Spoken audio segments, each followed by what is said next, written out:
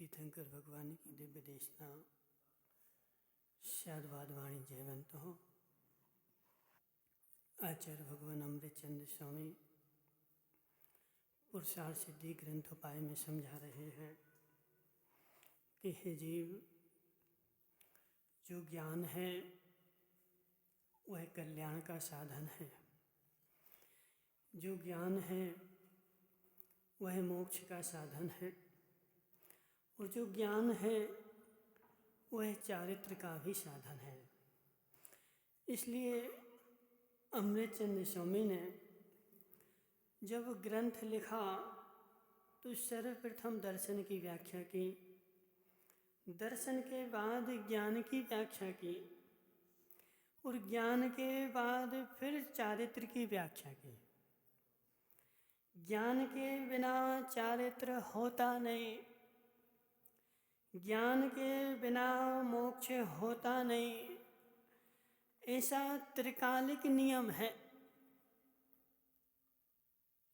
कीर्तेश के पिताजी, ज्ञान के बिना चारित्र हो जाता तो फिर आचार्य भगवान पहले चारित्र का कथन करते, उसके बाद ज्ञान का कथन करते कि पहले चारित्र धारण कर लो फिर ज्ञान कर लो। लेकिन ऐसा अजित भाई ऐसा होता नहीं। सर्वप्रथम तुम्हें ज्ञान करना पड़ेगा और जब तक ज्ञान नहीं होगा तब तक मुक्ति का रास्ता मिलेगा नहीं। इसलिए आचार्य भगवान 35 नंबर गाथा में सम्यक ज्ञान का निर्देशन करते हुए कह रहे हैं कि जो ज्ञान है वह संशय विमोह विभ्रम से रहित है। ज्ञान में संशय विमोह विभ्रम है तो मिथ्यात्व है, और संशय विमोह विभ्रम निकल चुका है तो सम्यक्त है। ज्ञान आगम का भी हो। राजू भाई डीजल वाले सुनो, ज्ञान आगम का भी हो फिर भी मिथ्यात्व है। अजित भाई सुनो, ज्ञान आगम का हो तब भी मिथ्यात्व है। क्यों क्यों मनसुखलाल जी बोलो ना, क्या आगम में मिथ्यात्व की व्याख्या है? आगम में मिथ्यात्व की व्याख्या है। धम्मू भाई कुर्सी पे बैठना, बैठ जा। आगम में मिथ्यात्व की व्याख्या है कि सम्यक्त की व्याख्या है? सम्यक्त की है ना, तो समझना। राजू भाई देखो, तुमने 4 महीने सुना है, कुछ तो परिवर्तन आना चाहिए ना। आगम में सम्यक्त की व्याख्या है कि मिथ्यात्व की व्याख्या है? निमेश पंडित जी बोलो ना, जोर से बोलो। सम्यक्त की व्याख्या। आगम में सम्यक्त की व्याख्या है, यह भी मिथ्या बुद्धि है, यह भी मिथ्या बुद्धि है। आगम में न सम्यक्त की व्याख्या है न मिथ्यात्व की व्याख्या है। आगम में वस्तु व्यवस्था की व्याख्या है। जो वस्तु जैसी है ऐसा केवली भगवान ने बताया है। केवली भगवान ने न सम्यक ज्ञान दिया है न मिथ्या ज्ञान दिया है, उन्होंने तो मात्र ज्ञान दिया है। यथार्थ नहीं बोला, यथार्थ नहीं बोलो। यथार्थ बोलोगे तो बहुत सारे दोष आ जाएंगे।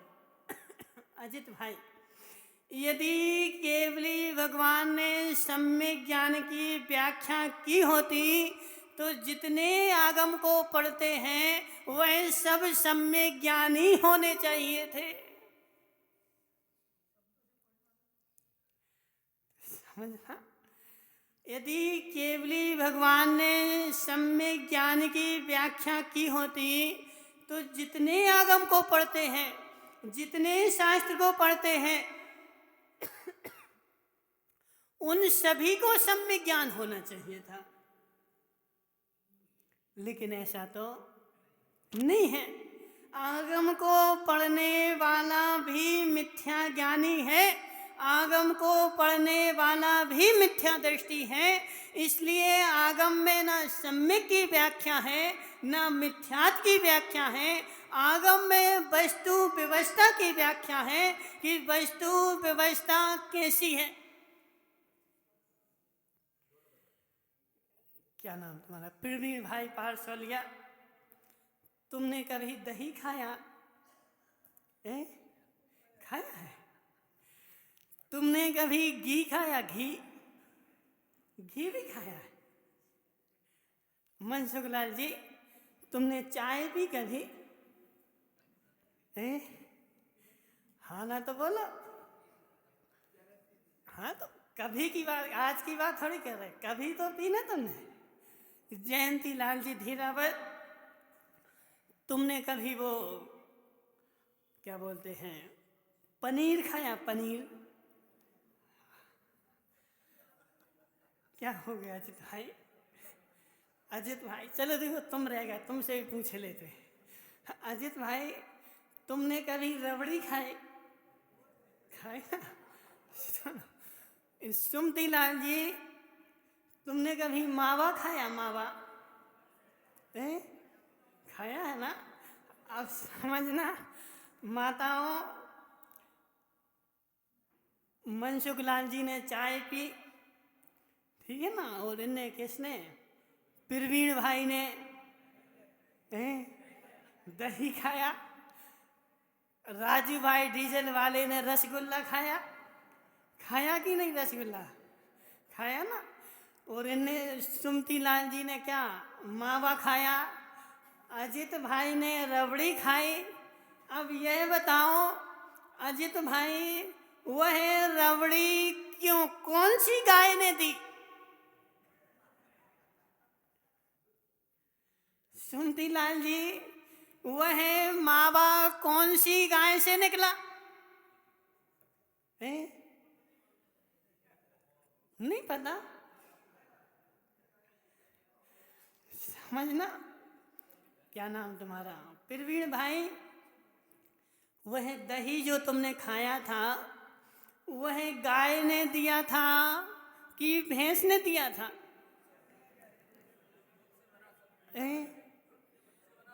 गाय ने नहीं दिया। गाय ने दही दिया कि नहीं? नहीं दिया। मनसुख लाल जी, गाय ने दही दिया कि नहीं? नहीं दिया। अरविंद भाई ओकावत, गाय ने दही दिया कि नहीं? नहीं दिया। अरविंद तो बोला दिया है।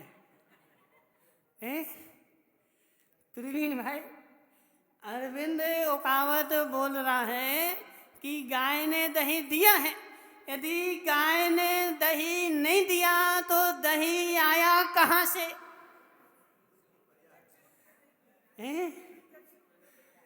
गाय ने दही नहीं दिया तो दही आया कहाँ से? भानु भाई, दूध से आया ना। दूध कहाँ से आया? गाय से। गाय कहाँ से आई अभी बताते हैं। भानु भाई, गाय से दही आया कि नहीं? नहीं आया। सुनना, एक दिन दूध नहीं आए तुम्हारे घर में, सु क्या बोलते हैं? बोले आज दूध वाला नहीं आया।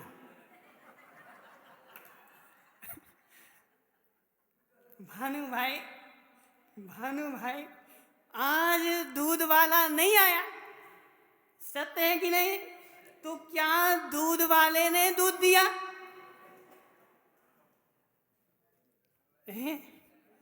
किसने दिया? गाय ने दिया ना, फिर भी गाय ने दूध दिया, फिर भी तुम कहते यही हो कि दूध वाले ने दूध दिया। तो जैसे दूध वाले ने दूध दिया, ऐसे गाय ने दही दिया कि नहीं? मनसुख लाल जी हैं? अरे भाई देखो, बड़े संभल के सुनना। जैसे दूध वाले ने दूध दिया, ऐसे गाय ने दही दिया कि नहीं? फिर भी भाई नहीं दिया। यदि गाय दूध ना देती तो दही आता कहाँ से? गाय ने दही भी दिया, गाय ने घी भी दिया, गाय ने मावा भी दिया। और मनसुख लाल जी, जो तुमने चाय पी वह भी गाय ने दी।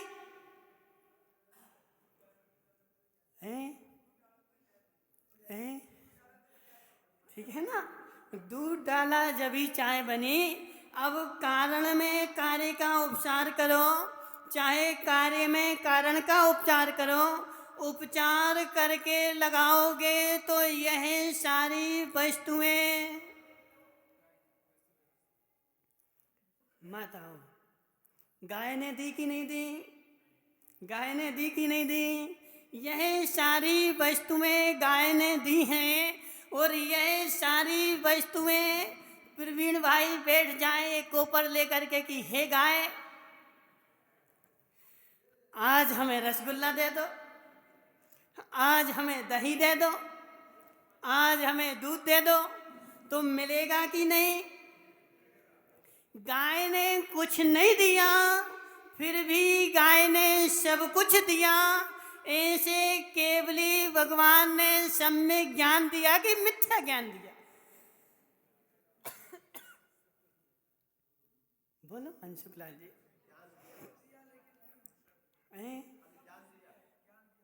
समझना। देखो अभी तुम क्या बोल रहे थे? बोले आगम में सम्यक ज्ञान लिखा है, आगम में सम्यक ज्ञान है। आगम में सम्यक ज्ञान होता तो सब पढ़ने वाले सभी सम्यक ज्ञानी हो जाते, और जो सम्यक ज्ञानी होता है वह मिथ्या दृष्टि हो नहीं सकता। और सम्यक दृष्टि और मिथ्या, सम्यक दृष्टि सम्यक ज्ञानी सभी बन जाते। इसलिए केवली भगवान ने ना सम्यक ज्ञान दिया ना मिथ्या ज्ञान दिया। उन्होंने तो मात्र वस्तु व्यवस्था का ज्ञान दिया कि वस्तु व्यवस्था ऐसी है, जैसे गाय ने दूध दिया, अब तुम्हें मावा खाना हो सो।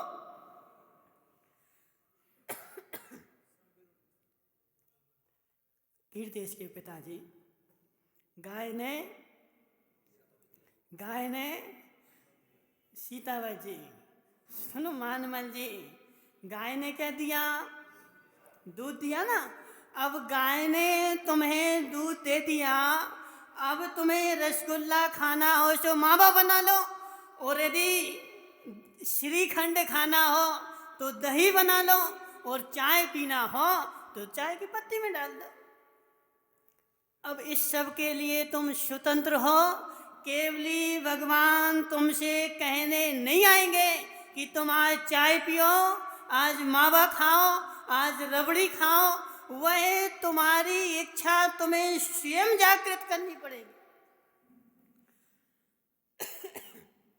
माताओं, यह इच्छा देने, यह आवश्यकता देने केवली भगवान त्रिकाल में नहीं आएंगे। उन्होंने उनको जो देना था दे दिया।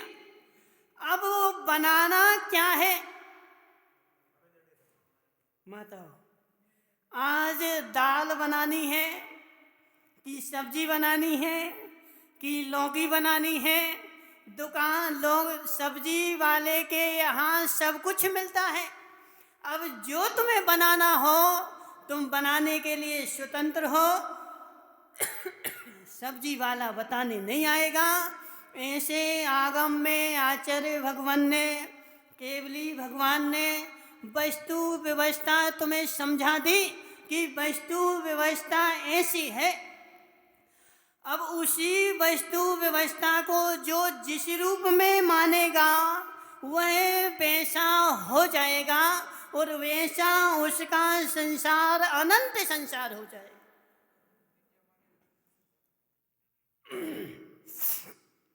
हमें अनिल भाई हमें कुछ भी तो नहीं करना, निकला निकलाया दूध रखा है, अब करना क्या है? मनसुख लाल जी, घी निकालना है, घी निकालना है कि ऐसे मात्र कह रहे हो निकालना है? घी निकालने के लिए तपाना पड़ता है, जमाना पड़ता है, मथना पड़ता है, और मथने से डरते रहोगे तो घी त्रिकाल में निकलने वाला नहीं है। तुम सोचो कि वो दही दूध है ना, हितेश मुंगानिया, दूध ले जा करके और फ्रिज में रख देना, दूध ले जा करके फ्रिज में रख देना, कल अपने आप घी निकल आएगा उसका। तेजपाल जी, नहीं निकलेगा तो जैसे दही को, दूध को फ्रिज में रखने से घी नहीं निकलेगा, ऐसे ठंडी लगी सो कोट पहन लिया। सुनो तेजपाल जी, ठंडी लगी सो कोट पहन लिया और गर्मी लगी सो पंखा चला लिया। ऐसे करने से त्रिकाल में घी नहीं निकलेगा, वह दूध और फट जाएगा, और फटने के बाद मात्र एक ही उपाय है कि उसको नाली में फेंक दो। मनसुख लाल जी सुनो, आचार्य भगवान व्याख्यान कर रहे, संशय विमोह विभ्रम, संशय विमोह विभ्रम नाम सुना अजित भाई कभी? कब सुना है? आता है ना, संशय विमोह विभ्रम। संशय कौन सी वस्तु है श्रीश भाई? संशय कौन सी वस्तु है? नहीं पता? प्रवीण भाई, संशय किसे कहते हैं? वस्तुपाल जी चौधावर, संशय किसे कहते हैं? पता किसी को? माता हो, संशय किसे कहते हैं?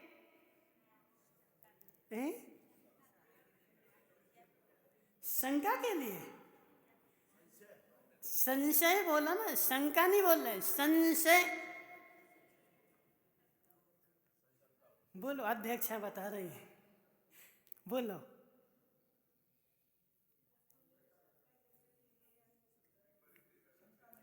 शंका अलग चीज है, संशय अलग चीज है। उभय कोटि स्पर्शी ज्ञानम संशय, उभय कोटि स्पर्शी ज्ञानम संशय। जो ज्ञान उभय कोटि को स्पर्श करता है, दो को स्पर्श करता है, उसको संशय बोलते हैं। जैसे दूर में कहीं एक पेड़ खड़ा हुआ था, अजित भाई समझना, जी उदाहरण नहीं लेते, दूसरा लेते हैं, ठीक है ना। अजित भाई लालावत अपनी छत पर गए सुबह 5 बजे, और छत पर जाकर के इन्होंने ऊपर देखा, और ऊपर देखने के बाद इनको एक भी तारा नहीं दिखा। अब क्या हुआ? संशय हो गया, संशय हो गया। उभय कोटि स्पर्शी ज्ञानम संशया। ऊपर देखने के बाद तारा नहीं दिखा तो इन्होंने सोचा कि आज बादल है कि कोहरा छाया हुआ है। उभय कोटि दो वस्तुओं को स्पर्श कर रहा ना, या तो बादल होंगे या कोहरा होगा, दो कोई एक वस्तु है, लेकिन उस वस्तु का निर्णय नहीं है ना, अनिर्णयित ज्ञान है। इसलिए संशय है कि क्या है यह पता चल जाए तो सम्यक हो जाए, लेकिन जब तक संशय है उभय कोटि ज्ञान है, जब तक सम्यक ज्ञान नहीं है संशय बना हुआ है। तम्मू भाई नहीं आ रहा समझ में, नहीं आ रहा समझ में। जब तक संशय है माताओं, इसको आचार्य भगवान प्रभाचंद्र स्वामी ने प्रमेय कमल मार्तंड में समारोप नाम दिया है। समारोप नाम सुना मनसुख लाल जी? नहीं सुना। समारोप मतलब संशय विपर्य अनद्वशय, तीनों को एक शब्द से बोलना हो तो समारोप बोलते हैं। जहाँ जहाँ समारोप है वहाँ वहाँ मिथ्यात्व है, और जहाँ जहाँ मिथ्यात्व है वहाँ वहाँ समारोप है। ऐसी व्याप्ति बनी मानमन सीताराम। जहाँ जहाँ समारोप है वहाँ वहाँ मिथ्यात्व है, और जहाँ जहाँ मिथ्यात्व है वहाँ वहाँ समारोप है। एक नहीं किया, एक कर दोगे तो व्याप्ति नहीं बनेगी। देखो अजित भाई, हम यहाँ से जाने के बाद खाली नहीं बैठे, पूरा कमर मार्तंड फिर से पढ़ लिया। प्रवचन करना नहीं, कुछ करना नहीं, पूरा दिन भर का समय उस जो पहले पढ़ा था उसको फिर से पढ़ लिया। मनसुख लाल जी देखो, तुम भी समय निकालो, थोड़ा पढ़ाई के लिए समय निकालो, दुकान में मत लगे रहो। यदि दोनों सबको एक कर दोगे तो व्याप्ति कैसे बनेगी? सभी में भिन्नत्व है, भिन्नत्व होने के बाद ही व्याप्ति का जन्म होता है कि जहाँ जहाँ समारोप है वहाँ वहाँ मिथ्यात्व है, और जहाँ जहाँ मिथ्यात्व है वहाँ वहाँ संशय बैठा है। भानु भाई किसको देख रहे हैं? आज तुमने जी ऐसे कैसे पहन लिए हैं? ठंडे लग रहे हैं। ओहो, सुनो अनिल भाई, ठंडे लग रहे हैं।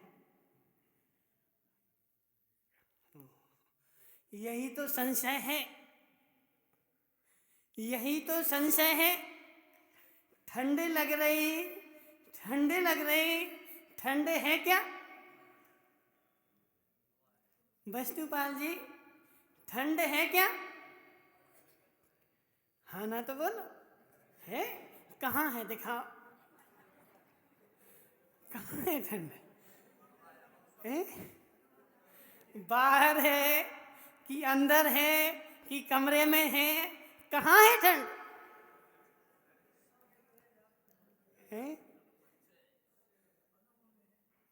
समझना, ठंड पहले तो हमारे मस्तिष्क में है,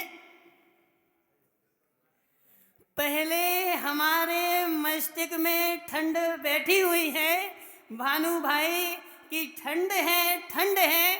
और जब मस्तिष्क में बैठी हो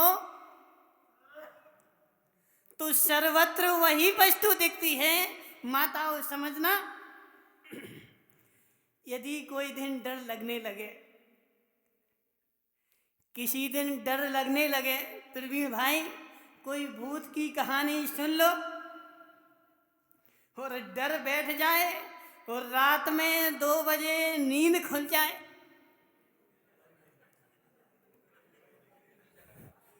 बोलो ना, जिस कमरे में जाओगे, जहां जाओगे, वह भूत ही भूत दिखेगा कि यहाँ बैठा, यहाँ बैठा, यहाँ बैठा। सबसे पहले तो वह मस्तिष्क में बैठा है। यदि मस्तिष्क में से निकल जाए तो शमशान घाट पर भी, अजित भाई हम लोग शमशान घाट पर भी सो गए, कोई डर नहीं लगा। सुबह श्रावक आए, जब बोले महाराज जी ये तो शमशान घाट है, और यदि पहले पता चल जाए तो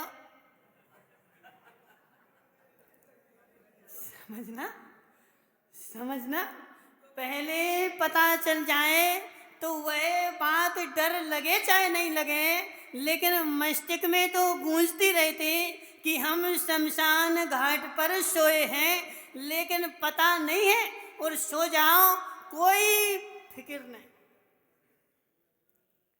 सर्वप्रथम कोई वस्तु होती है, वो बैठे ना हिंसा मंदिर के अध्यक्ष, क्या नाम उनका, कोठारी जी, वस्तु रतनपाल जी, सर्वप्रथम कोई वस्तु आती है तो वह मस्तिष्क में आके बैठती है, और जब मस्तिष्क में वस्तु बैठ जाए तो वस्तुपाल जी सर्वत्र वही वस्तु दिखती है। ठंड, मनसुखलाल जी जोधाबाद, कहाँ है ठंड, बोलो ना, घर में है कि मंदिर में है कि बाजार में है, कहाँ है ठंड?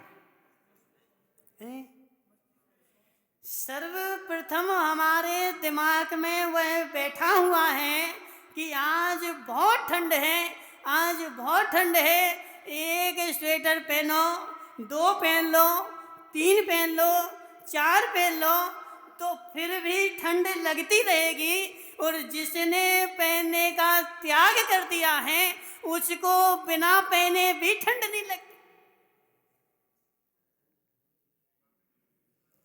कितनी ठंड हो अजित भाई, कितनी ठंड हो, भले 2 डिग्री हो चाहे 4 डिग्री हो, जिसने त्याग कर दिया, पहनना ही नहीं है, तो जितनी ठंड नहीं पहनने वाले को लगती है उतनी ठंड पहनने वाले को लगती है। नहीं पहनने वाला रोड पर चलता है और पहन करके, अजित वो कौन, अनिल भाई धीरावत, कमरे में पैक करके और अग्नि जला के बैठता है।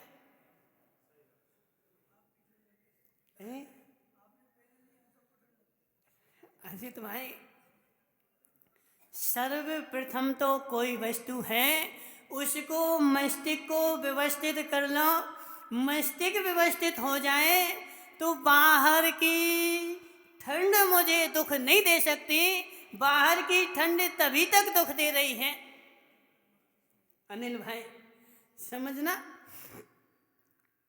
स्वेटर पहनने का आचार्य विद्यासागर जी महाराज, अजित भाई से तो 1986-87 का एक कथानक है। आचार्य जी का चतुर्मास हुआ था नैनागिर, और नैनागिर के चतुर्मास के बाद वहाँ से बिहार हुआ, तो दलपतपुर के पास एक जंगल में स्कूल था, उस स्कूल में रात में पूरा संघ रुका, और पूरा संघ रुकने के बाद उस समय की परिस्थिति ऐसी थी कि कोई चिटाई लेकर के नहीं आया, कोई नहीं आया मनसुखलाल, और उस स्कूल में भी ना दरवाजे थे ना खिड़कियां थी, कुछ नहीं। सारे साधु उस स्कूल के कोने कोने में। आचार्य जी ने बोल दिया कि एक काम करो, यदि बीच में बैठोगे तो हवा आएगी, इसलिए एक काम करो, कोने कोने में बैठ जाओ। और सारे साधु कोना पकड़ करके पूरी रात निकाली। सुबह आचार्य जी ने पूछा कि रात कैसी कटी? समझना, बोले रात कैसी कटी? तो एक साधु ने बोला, आचार्य श्री अच्छी कटी, लेकिन एक चटाई और होती तो और अच्छी कट जाती। समझना, एक चटाई और होती तो और अच्छी कट जाती। आचार्य श्री ने क्या बोला? बोले धन्य हो तुम्हारे परिणाम को कि तुम्हें चटाई की याद आई, रजाई की याद नहीं आई। अजित भाई समझना, चटाई की याद आई, तुम्हें रजाई की याद नहीं आई। और ऐसी प्रवीण भाई पारसोलिया को स्थिति बन जाए तो? प्रवीण भाई बोलो ना, क्या होगा? बोले रात भर में 50 फोन लगा देंगे कि रजाई लेकर आओ, रजाई लेकर आओ। तो वो बेसी ठंड भी कट गई और कोई भी संक्लेशता भी नहीं हुई। संक्लेशता तभी तक होती है जब तक वह वस्तु मेरे पास है, उसमें स्वामित्व बना हुआ है। इसलिए संसार में सबसे बड़ा कोई दुख का कारण है,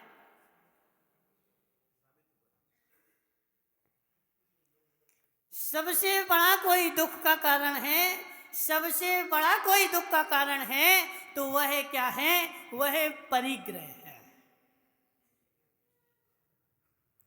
माता जो स्वामी पना है ना, भानु भाई तुम कितनी सोचते रहो। बोले महाराज हमारे पास तो इतनी संपत्ति है, हमारे पास 2 करोड़ है, 4 करोड़ है, हमारे पास कैसे ही दुख आ जाए, हम सारे दुखों से लड़ने के लिए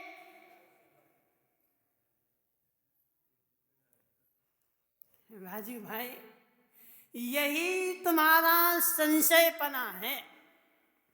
संशय बोलो या विपर्यय बोलो। यदि निश्चित हो तो विपर्यय हो गया और दोलायमान हो तो संशय हो गया। यह तुम्हारा विपर्ययपना है और विपर्ययपना जहां पर है वहां पर मिथ्या ज्ञान है। भूखांगा हितेश भाई, तुम्हारी ससुराल में धनपाल जी जोधावत के पास कौन सी कमी है? समझना मनसुख लाल जी, सारी सामग्री जोड़ के रखी, 4-4 मकान जोड़ के रखे। क्यों जोड़े थे? दुख नहीं होना चाहिए भानु भाई, दुख नहीं होना चाहिए। हम इतनी संपत्ति जोड़ लेंगे कि जीवन में मेरे पास कभी दुख आएगा ही नहीं। लेकिन जिस दिन दुख आया तब, हितेश भाई जिस दिन दुख आया तब देखो दुख जो आता है, अब समय तो अपना हो रहा है, दुख जो आता है मनसुख लाल जी, दुख जो आता है वह दुख आता क्यों है? अजित भाई बोलो ना, दुख आता क्यों है? पूर्व के कर्म का उदय जब होता है तब सारी परिस्थितियां बनती हैं और हम क्या बोलते हैं कि हम अपने पैसे से, हम अपनी ताकत से सारी परिस्थितियों को पलट के रख देंगे, हम परिस्थिति होने ही नहीं देंगे।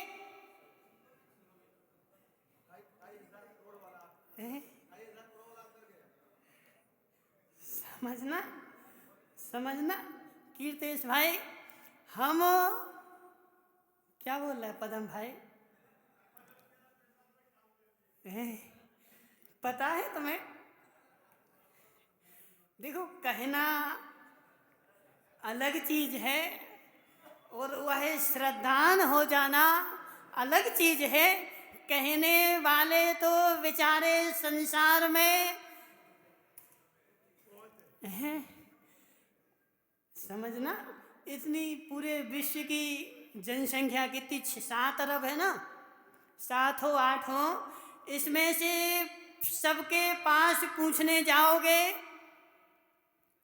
तो 4 अरब से ज़्यादा लोग ऐसे मिल जाएंगे कि जो कहेंगे कि पैसे से सुख नहीं होता और उनके जेब में से एक नोट निकाल लेना।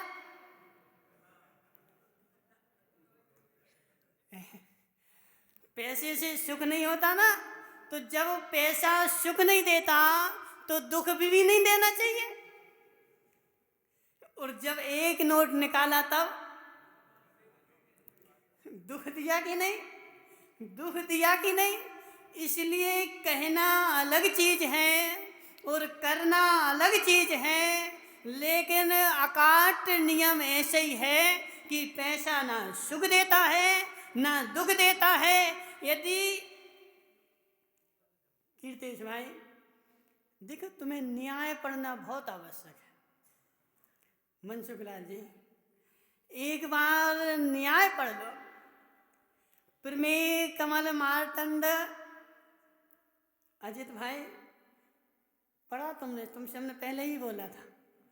प्रमेय कमल मारतंड एक बार पढ़ के देखो। देखो, हम नहीं पढ़ा सकते, हमारे पास इतनी शक्ति नहीं कि तुम्हें हम पढ़ा दें। तुम तो पहले से पढ़े हो। समझना, जो पढ़ा हो, जो पढ़ा हो उसको कोई नहीं पढ़ा सकता।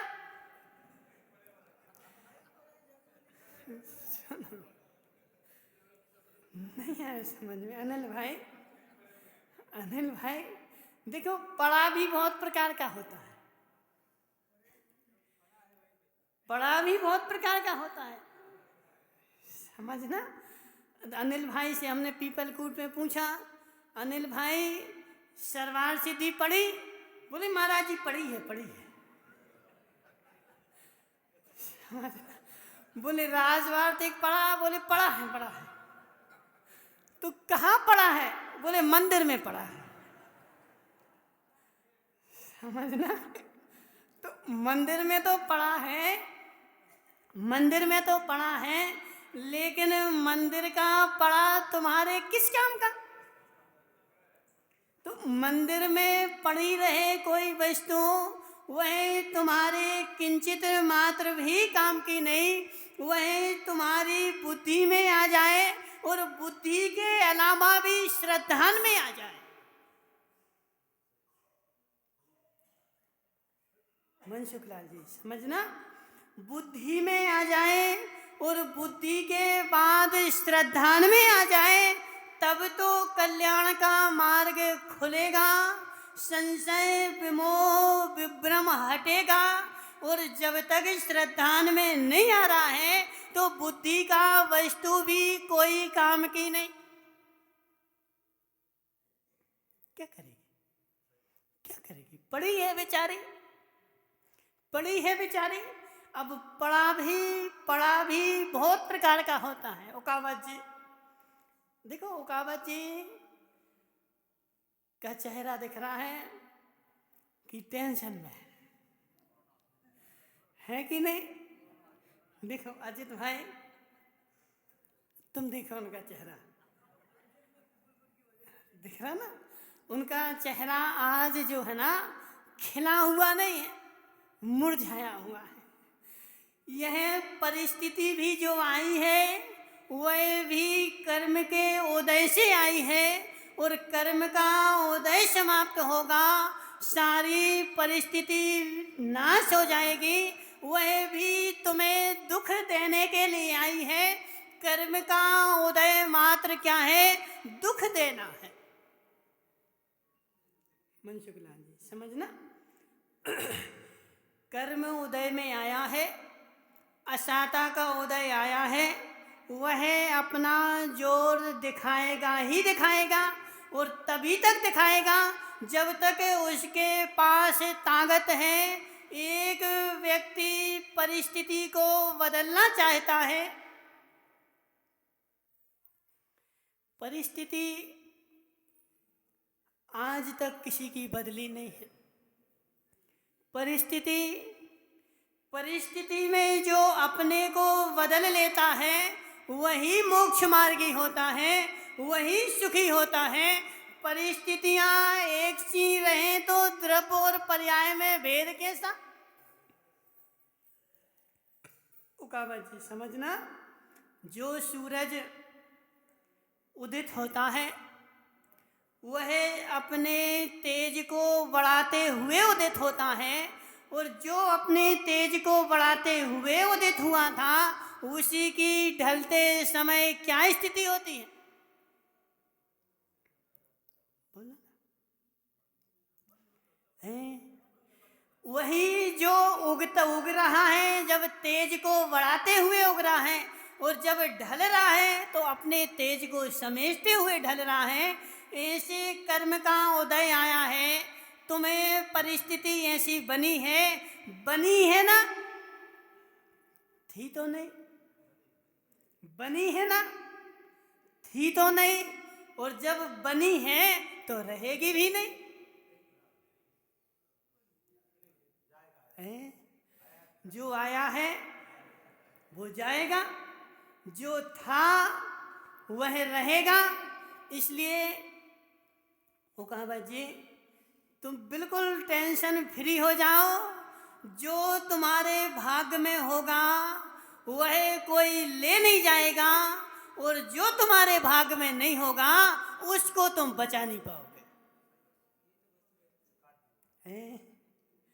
लेकिन इस पे श्रद्धान हो जाए मनसुखलाल जी, दुख ही समाप्त हो जाए। दुख ही समाप्त हो जाए। दुख तो मात्र इतना सा है कि हमें वस्तु स्वरूप के ऊपर संशय बना हुआ है। संशय हट जाए तो संसार में कहीं भी दुख है ही नहीं। ना पैसे में दुख है, ना पैसे के अभाव में सुख है, और ना पैसे के अभाव में दुख है। वस्तु के ज्ञान में सुख है।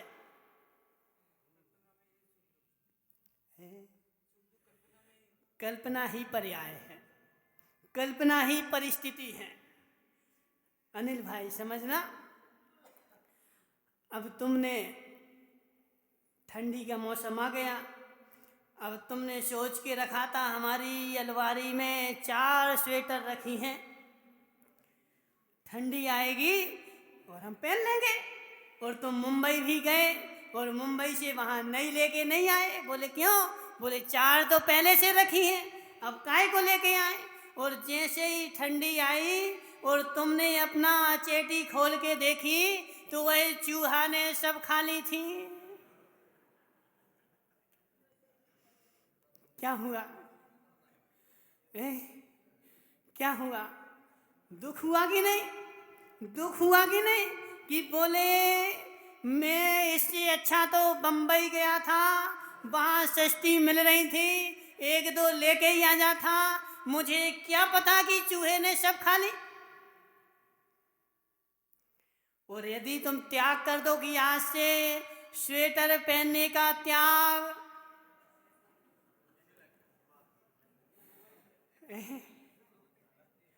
धम्मू भाई, स्वेटर पहनने का त्याग, फिर क्या होगा? चूहा खा ले तो दुख नहीं, और नहीं खाए तो सुख नहीं। वह सुख और दुख जो है वह मात्र मेरी कल्पना का विषय है, मेरे संशय का विषय है। मुझे तत्व निर्णय पर संशय बना हुआ है, इसलिए मैं दोलायमान हो रहा हूँ। और जब तक संशय बना है, जब तक दोलायमान है, अजित भाई, ठंड भी उसी को कपाती है। बुंदेलखंड में एक कहावत बोलते हैं, आती माताओं किसी को? अजित भाई, अच्छा, बुंदेलखंड में बोलते हैं, बोले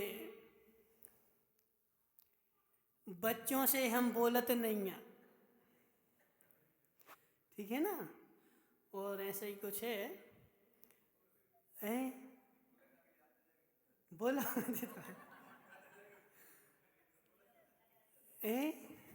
और बूढ़ों को हम छोड़त नहीं है, हाय करो चाहे दैया। ठंड बूढ़ों को ज़्यादा लगती है कि बच्चों को ज़्यादा लगती है? बूढ़ों को लगती ना। अब जी महाराज भी तो कितने साल के हो गए महाराज? 70 के हो गए, 75 के हो गए। इनको ठंड लग रही कि नहीं? समझना, बूढ़े हुए की जवान है, जवान है ना, जवान है ना। देखो, और वो तेजपाल जी कितने साल के हैं? तेजपाल जी कितने साल के हो गए? 70, 75, 70 के। तेजपाल जी ठंड लग रही कि नहीं? ओहो, बोले महाराज यहाँ भी ठंड लग रही। इतने सारे कितने पहने जी, तो बताओ पहले। एक तो जो ऊपर दिख रहा है, इसके नीचे कितने हैं? अच्छा, एक और है उसके नीचे।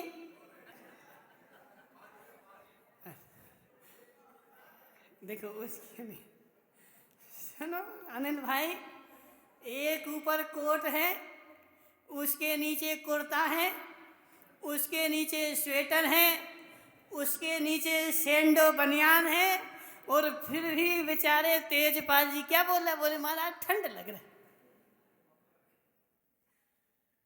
जब तक मस्तिष्क की ठंड निकलेगी नहीं, जब तक ठंड का अभाव होगा ही नहीं, तुम कितनी पल्ली भी ओढ़ लो, रजाई भी ओढ़ लो। तेजपाल जी, रजाई में ठंड लगती कि नहीं? बोले महाराज लगती। वह ना रजाई में ठंड है, ना बाहर ठंड है। ठंड जो है वह मस्तिष्क में बैठी हुई है। तुम कितने चार खंड के नीचे भी चले जाओ, तब भी ठंड लगेगी। पहले मस्तिष्क से निकल जाए तो बाहर में ठंड है ही नहीं।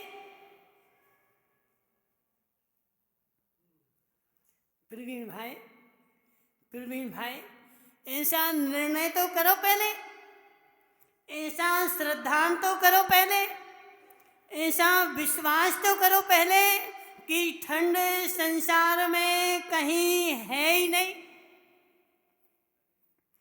ठंड मेरे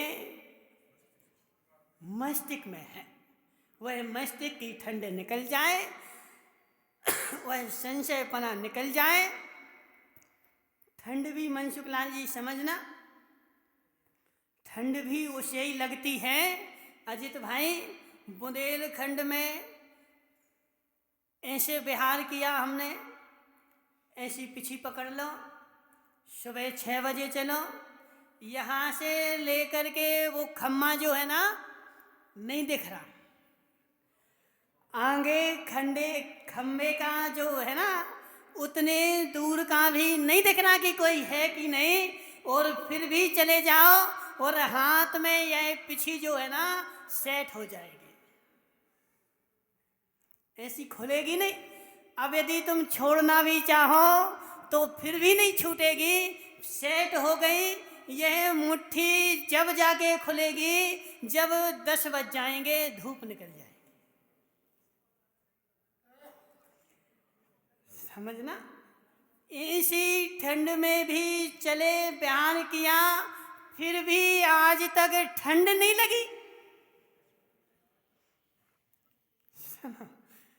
सुनो प्रवीण भाई, ऐसी ठंड में भी कि हाथ जाम हो गए, सेट हो गए, फिर भी ठंड नहीं लगी और ठंड नहीं बैठी, ना बीमारी हुई, कुछ भी नहीं हुआ।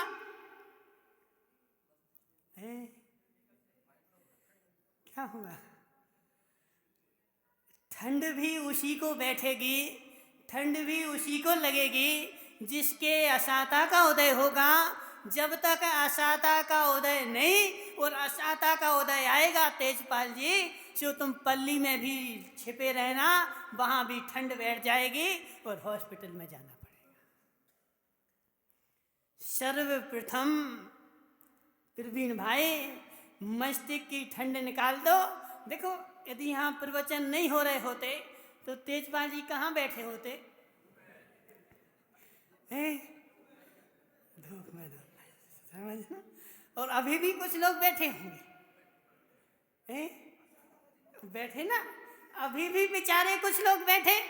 अब तुम जाकर के उनसे पूछना कि तुम धूप में बैठे, तुम्हें ठंड लगेगी नहीं? धूप में बैठे भी ठंड लगी और मिला क्या? कुछ भी नहीं, कुछ भी नहीं। जितने बचते रहोगे उतनी और ठंड लगेगी मोहनलाल जी। समझो जरा, समझो जरा। सुनो मानवल जी, सीतावर, देखो तुम तो सरदार हो,